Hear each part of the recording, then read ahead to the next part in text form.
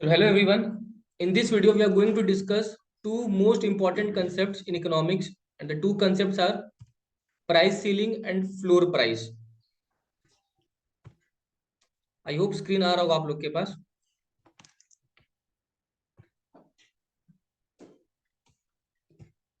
चलो देखो, जनरली होता क्या है, कोई भी मार्केट में जो प्राइस होता है वो डिसाइड होता है on the basis of demand and supply.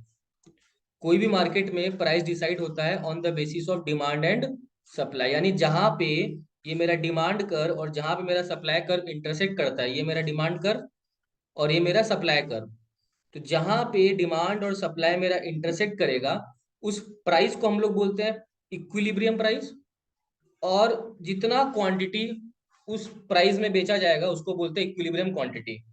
But ये तब होता है जब हम लोग डिमांड और सप्लाई के बेसिस पे हम लोग चीजों को, प्राइस को डिसाइड करते हैं. बट बहुत बार क्या होगा, गवर्नमेंट जो ऐसा होने नहीं देता है. गवर्नमेंट अपने मुताबिक प्राइस डिसाइड कर देता है. तो गवर्नमेंट जब अपने मुताबिक प्राइस डिसाइड करता है तो उस चीज को बोलते हैं बेटा प्राइस कंट्रोल. क्या बोलते हैं? Price control. No, what is price control? तो प्राइस कंट्रोल दो तरह का होता है. एक होता है फ्लोर प्राइस और एक होता है सीलिंग प्राइस. मैं ट्राई करूंगा इस वीडियो को एकदम छोटे से छोटे टाइम पीरियड में खत्म करने का, बट मेक श्योर हम लोग इसमें कुछ छोड़ने वाले नहीं है, ठीक है? बिकॉज कम समय में आपका ये पूरा कवरेज होने वाला है. तो व्हाट इज सीलिंग प्राइस और व्हाट इज फ्लोर प्राइस? तो आप पहले डिस्कस करते हैं सीलिंग प्राइस क्या होता है. देखो, प्राइस सीलिंग का मतलब होता है it occurs when the government puts a legal limit on how the price of a product can be. Government क्या करते हैं, लीगल लिमिट लगा देता है कि इससे ज्यादा चीजों का दाम होने ही नहीं देंगे.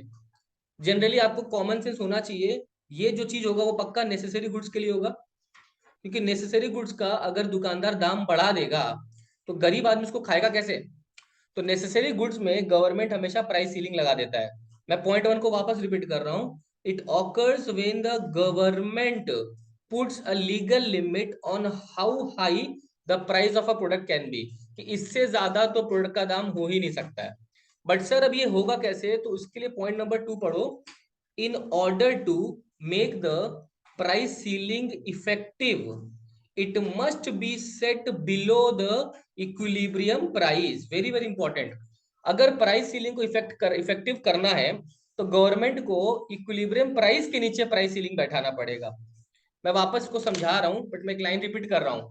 अगर मेरे को प्राइस सीलिंग सेट करना है तो गवर्नमेंट को जो मेरा इक्विलिब्रियम प्राइस है, अगर मैं एग्जांपल लूं, मेरा ये वाला P0 था, तो गवर्नमेंट को कहीं ना कहीं P0 के नीचे, मान लो ये पॉइंट, इस पे प्राइस सीलिंग बैठाना होगा. चाहे वो P1 हो सकता है या P2 हो सकता है, बट P0 के ऊपर नहीं जा सकता है. अगर मेरा ये डिमांड कर्व है और ये सप्लाई कर्व है और अगर मेरा ये इक्विलिब्रियम प्राइस है P0, तो सीलिंग प्राइस पक्का P0 के नीचे ही होगा, यानी P1. P2 में ऊपर नहीं जा सकता, बट वो कहीं ना कहीं नीचे होगा. अब इसका रीजन समझते हैं. देखो यहाँ पे कर्व मैंने बनाया. इस कर्व में मेरे पास यहाँ पे बेटा P0 है और यहाँ पे Q0 है. ये P0 कैसे है? जिस पॉइंट पे बेटा डिमांड और सप्लाई मिल रहा है, इस पॉइंट पे मेरा डिमांड सप्लाई मिल रहा है, उस पॉइंट पे मेरा इक्विलिब्रियम प्राइस है और उस पॉइंट पे मेरा क्वांटिटी डिमांडेड है. मैंने बोला बेटा गवर्नमेंट ने प्राइस सीलिंग लगा दिया और प्राइस सीलिंग लगाया इसके नीचे, और इस पॉइंट का मैं नाम देता हूँ बेटा P1 और यहाँ पे क्वांटिटी दे दिया मैंने Q1.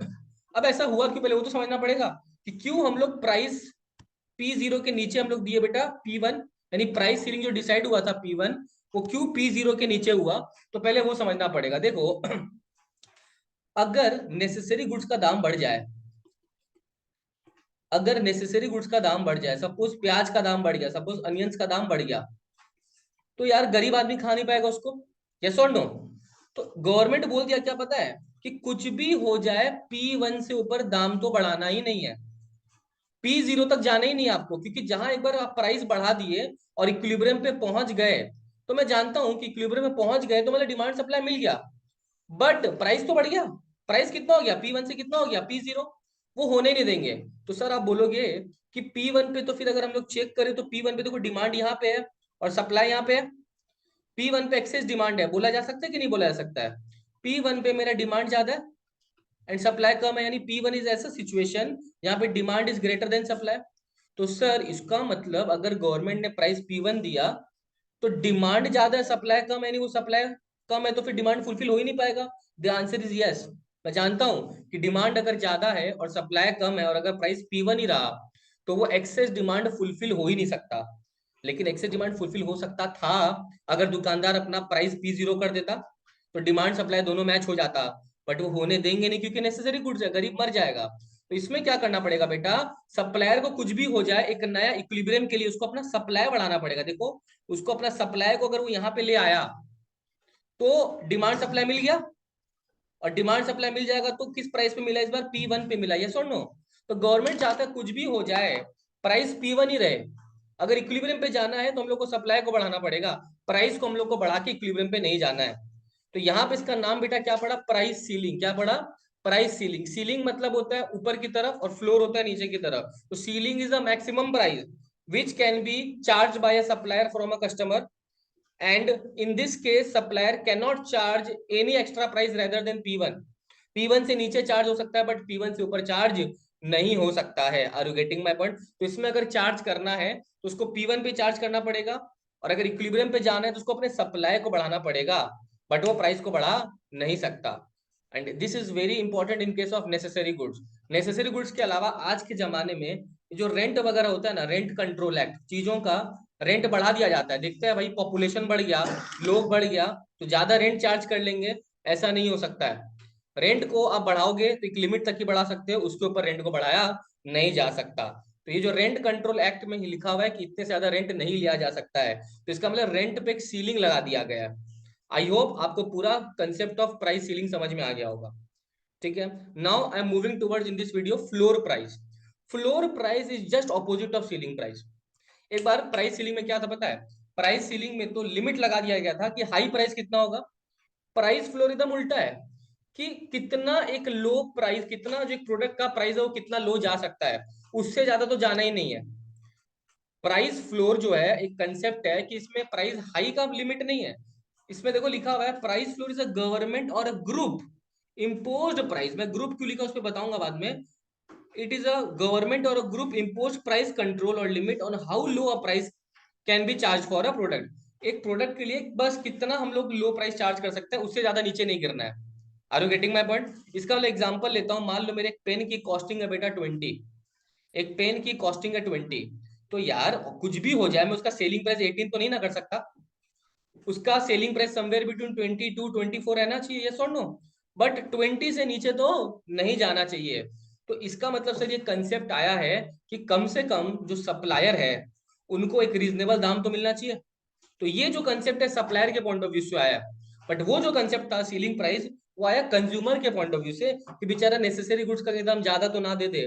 और ये जो कंसेप्ट आया है ये आया है सप्लायर के पॉइंट ऑफ व्यू से कि वो जो बना रहे हैं उनको कम से कम इतना दाम तो मिलना ही चाहिए।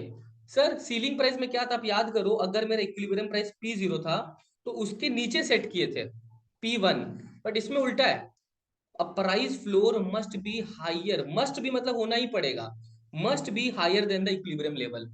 अब जैसे मैंने उसको समझाया था इसको भी समझाने वाला हूँ कि क्यों ये इक्विलिब्रियम लेवल के ऊपर सेट होने वाला है। बट उसके पहले अपन एग्जांपल ले लेते हैं। तो देखो मैं एग्जांपल यहीं पे क्लियर कर देता हूँ, देखो ध्यान से। मैंने बोला कि मान लो मैंने एक फोन बनाया और उस फोन बनाने का कॉस्टिंग है मान लो 10,000, कितना है 10,000। ऐसे ही उस फोन के और भी हम लोग 5-7 कंपनीज हैं, तो हमने मिलकर वो फोन बनाया और हम लोग की कॉस्टिंग मोर और लेस लगभग 10,000 11,000 के आसपास पड़ रहा है। Are you getting my point. अब कुछ भी हो जाए हम लोग उस फोन को यार 7,000 में तो नहीं ना सेल करेंगे। तो हमने क्या क्या डिसाइड कर लिया कि यार हम एक प्राइस फ्लोर लगा देंगे। क्या लगा देंगे, प्राइस फ्लोर, कि कुछ भी हो जाए हमको उस फोन का कम से कम इतना तो मिलना ही चाहिए। तो इसीलिए यहाँ पे वर्ड था गवर्नमेंट और ग्रुप। देखो यहाँ पे, तो गवर्नमेंट भी इंपोज कर सकता है या ग्रुप भी इंपोज कर सकता है, यस और नो। ग्रुप इंपोज करता है उनके बेनिफिट के लिए कि कम से कम उनका कॉस्ट रिकवर हो जाए। Are you getting my point. तो यहाँ पे अगर मेरा इक्विलिब्रियम प्राइस P0 था तो मैंने बोला था कि वो कहीं ना कहीं P0 के ऊपर सेट होगा, यस और नो। तो P0 के ऊपर मैंने क्या लगा दिया बेटा, P1। और P1 के बगल में अगर आप देखोगे यहाँ पे मैंने एक लाइन ड्रॉ कर दिया जो कि मेरा क्वांटिटी सप्लाइड है Q1। सर अब कुछ भी हो जाए उस प्रोडक्ट का कितना प्राइस मिलना चाहिए बेटा, P1 मिलना चाहिए।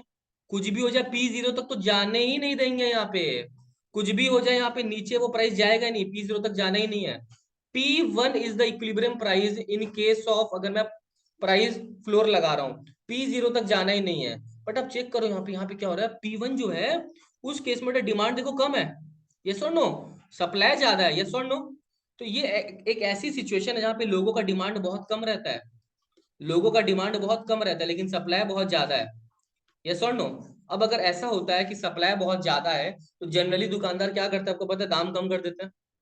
जब चीजों का डिमांड नहीं है और सप्लाई बहुत ज्यादा है, दुकानदार दाम क्या कर देते हैं, बट यहाँ पे होने नहीं देंगे, क्योंकि अगर दाम कम हो गया तुम सोचो, और अगर अपने डिमांड और सप्लाई के बेसिस पे लगा दिए तो प्राइस P0 फिक्स हो जाएगा, वो होने नहीं देना है। तो यहाँ पे कुछ भी हो जाए बेटा, प्राइस P1 ही लेना है।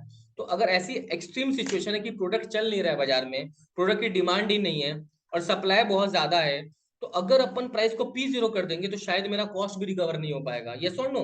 तो उस केस में अगर मेरे को इक्विलिब्रियम पे जाना है तो कुछ भी करके डिमांड को बढ़ाना पड़ेगा, यस और नो, क्योंकि डिमांड कम है। अगर मैं डिमांड को बढ़ाऊं यहाँ पे तब शायद इक्विलिब्रियम आ जाएगा, बट कुछ भी हो जाए प्राइस को हम लोगों को नीचे नहीं गिराना है। Are you getting my point? तो अगर ठीक से करना है तो डिमांड को बढ़ाना पड़ेगा, तब जाके हम लोग अपने इक्विलिब्रियम पे जा सकते हैं। Are you getting my point? तो दोनों कंसेप्ट एकदम रिवर्स है। अगर आप ठीक से सोचोगे तो प्राइस सीलिंग में डिमांड बहुत ज्यादा था, सप्लाई नहीं था। अब डिमांड ज्यादा था, अब सोचो क्या प्राइस बढ़ा दे, ना बाबा ना, चलेगा नहीं। तो आप कुछ भी करो, अपना सप्लाई बढ़ाओ। एंड फ्लोर प्राइस में क्या था, डिमांड है ही नहीं प्रोडक्ट का, सप्लाई बहुत है, तो क्या प्राइस कम कर दे, ना बाबा ना, प्राइस को आप कम नहीं कर सकते। कुछ भी हो जाए, आपको अगर ठीक से करना है तो डिमांड को पुश करो। Are you getting my point? But आप प्राइस को P1 से नीचे लेके नहीं जा सकते। तो this was the concept of price floor and price ceiling. एक कंपैरेटिव स्टडी कर लेते हैं हम लोग, देखो यहाँ पे दोनों का। प्राइस सीलिंग क्या था, it is a mechanism of a price control. मैंने बोला था प्राइस कंट्रोल दो तरह का होता है, एक होता है फ्लोर प्राइस और एक होता है सीलिंग प्राइस। तो प्राइस कंट्रोल दो तरह का होता है, प्राइस सीलिंग और प्राइस फ्लोर। तो इसमें लिखा हुआ it is a mechanism of price control where the price for a good is present prevented from rising above a certain level, yes और नो। क्या कुछ भी हो जाए, नेसेसरी गुड्स का दाम एक पर्टिकुलर लिमिट से ज्यादा बढ़ नहीं सकता है। बट फ्लोर प्राइस में उल्टा था, it is a method of price control where the price of good is prevented from falling below a certain level, वरना सेलर्स लोग का नुकसान हो जाएगा, यस और नो, उनका शायद कॉस्ट भी रिकवर नहीं हो पाएगा। ऐसी सिचुएशन तब होती है बेटा जब, याद करो, फ्लोर प्राइस में डिमांड है ही नहीं और सप्लाई बहुत ज्यादा है, यस और no, demand is less than supply. और इसमें क्या होता है बेटा, demand is greater than supply. चलो नेक्स्ट, यहाँ पे देखो लिखा हुआ इम्पैक्ट ऑन मार्केट वाले पॉइंट में, it causes shortage of goods in the market, supply नहीं है, यस और नो, पर डिमांड बहुत ज्यादा है। इसी का मतलब हुआ कि सप्लाई बहुत ज्यादा है। और उसमें क्या लिखा हुआ है, इट कॉजेज एन एक्सेस और surplus of goods in the market, yes और नो, ठीक है। और it causes shortage of goods in the market, उसमें सप्लाई बहुत कम है और डिमांड बहुत ज्यादा है यहाँ पे, तो demand is greater than supply. और यहाँ पे बेटा डिमांड तो लोगों की है ही नहीं और सप्लाई बहुत ज्यादा है, यस और नो। एंड एग्जाम्पल मैंने बोला रेंट कंट्रोल, यस और नो, कम से कम रेंट जो है वो पॉपुलेशन दे के, अगर लोग और बढ़ाने लग गए रेंट तो लोगों को ज्यादा रेंट देना पड़ेगा, इसीलिए एक मिनिमम रेंट कंट्रोल एक्ट के हिसाब से रेंट फिक्स कर दिया जाता है। तो रेंट पे एक सीलिंग इंपोज कर दिया जाता है। एंड प्राइस फ्लोर बेटा, मिनिमम वेजेस की वर्कर्स को कुछ भी हो जाए कम से कम इतना तो उनको मिलना ही चाहिए, यस और नो, उससे ज्यादा तो मिल सकता है बट उससे कम उनको नहीं मिल सकता है। एग्जाम्पल ध्यान रखना, रेंट कंट्रोल का अगर बात हो तो प्राइस सीलिंग, और मिनिमम वेजेस का अगर बात हो तो डेट इज प्राइस फ्लोर। कोई भी अगर डाउट हो तो डिस्क्रिप्शन बॉक्स में मेरा नंबर दिया हो, you can contact any time. और इसके जो नोट्स है वो PDF फॉर्म में आपको डिस्क्रिप्शन लिंक में मिल जाएंगे। चलो थैंक यू।